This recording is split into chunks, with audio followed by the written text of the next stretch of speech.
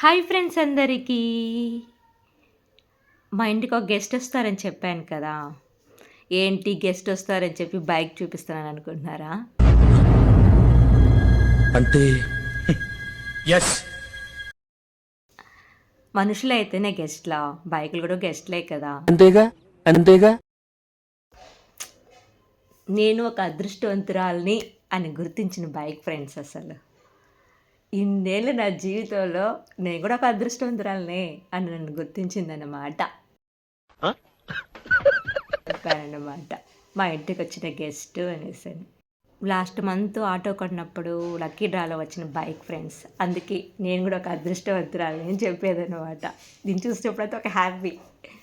ఇన్ని రోజులు నా లైఫ్‌లో ఎప్పుడూ లేదు ఇలాంటి హ్యాపీ, ఒక ఆనందం. ఈ బైక్ చూస్తే ఒక హ్యాపీ వస్తుంది. నేను కూడా ఒక అదృష్టవంతురాలు నన్ను గుర్తించింది అనేసరి అనిపిస్తుందన్నమాట.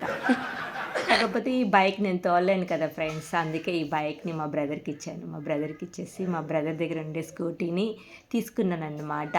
అదే మా ఇంటికొచ్చిన గెస్ట్ ఈ స్కూటీ. దీన్ని బట్టి నాకు అర్థమైంది ఏంట్రా అంటే, మన లైఫ్‌లో ఏదైనా రావాలి అని రాసి పెట్టుంటే, మనం ఎదురు చూడకపోయినా వచ్చేస్తుంది అనేసరి.